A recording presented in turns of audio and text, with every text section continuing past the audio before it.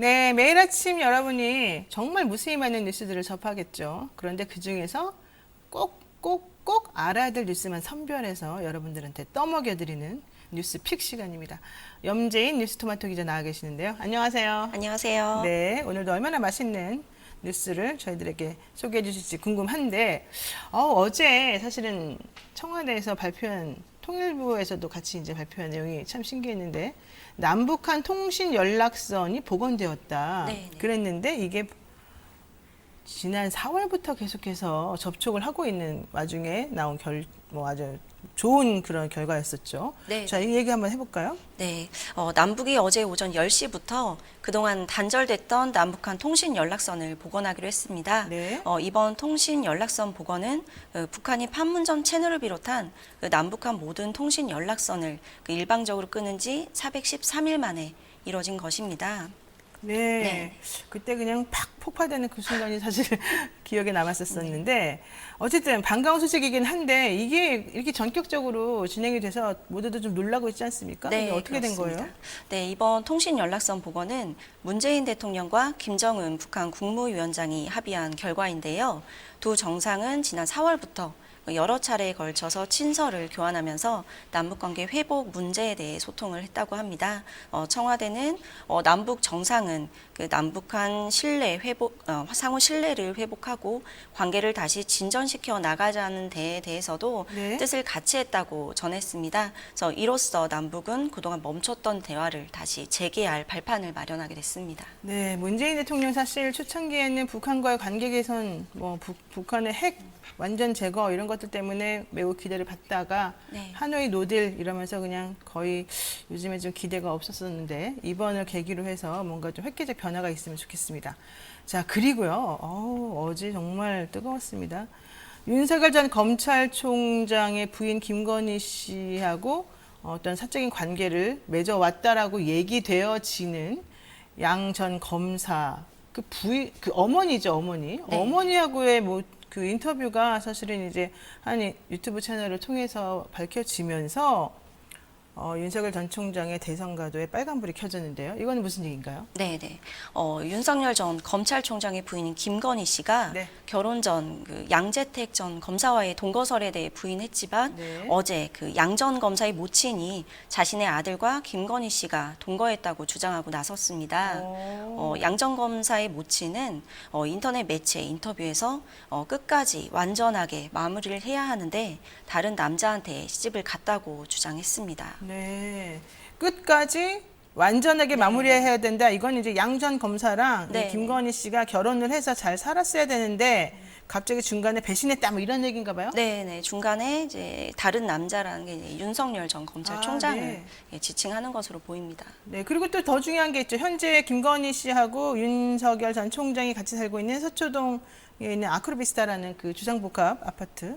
이 아파트가 사실은 이 양 검사의 거다. 네. 이런 얘기도 나왔던 거죠. 네네. 이 얘기도 모친이 주장을 같이 했는데요. 네. 김 씨의 모친이, 양 변호사의 모친이 원래 함께 양 전 검사와 사들인 것인데, 김건희 씨 모친인 최은순 씨에게 속아서 명의를 이전한 뒤 돌려받지 못했다고도 주장을 했습니다. 네, 그러니까 원래는 그 아파트는 아들이 공무원이었기 때문에 당시 아들 명의로는 못 사고 네. 돈만 내고 있던 상황이었는데 뺏긴 거다. 원래는 미국에 있는 둘째 손자한테 주려고 했었던 거다. 이제 할머니 입장에서 매우 억울해서 얘기를 했던 것 같아요. 근데 여기에 대해서 그 아들인 네. 양모 검사, 지금은 이제 변호사입니다. 양재택 검사, 양재택 변호사가 우리 어머니는 치매다. 어머니 말을 믿으면 안 된다. 나는 아무런 사적 관계가 없다. 이렇게 또 인터뷰를 했더라고요. 네네.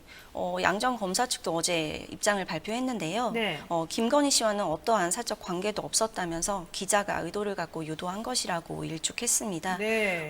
그런가 하면 윤석열 전 검찰총장은 검증해보면 되지 않겠냐고 말한 데 이어서 폐륜 취재다. 가장 강력한 법적 조치를 하겠다고 반발하면서 새로운 국면에 접어들게 됐습니다. 그러니까 윤 전 총장이 폐륜 취재라라고 얘기한 거는 그 94세 된 이 양 변호사의 모친에게 인터뷰라고 이제 찾아가 놓고는 점 보러 왔다, 점 쳐주러 왔다 이렇게 거짓말로 할머니를 속였다. 그래가지고 이런 식의 인터뷰를 만들어냈기 때문에 이거는 폐륜이다 뭐 이런 얘기 했던 것 같아요. 근데 여기에 대해서 법적 조치를 취한다는 거는 결국은 해당 매체를 뭐 형사 고소한다 이런 뜻인 것 같은데 네, 그렇지 않을까 싶습니다. 오 그렇게 되면 오히려 좋다. 이게 또 그 해당 매체는 난 기다리고 있었다 막 이러고 있어요. 그래서 과연 이런 식으로 지금 대응한 게 악수를 둔 거 아니냐 또 이런 얘기가 지금 나오고 있어서 좀 흥미진진합니다.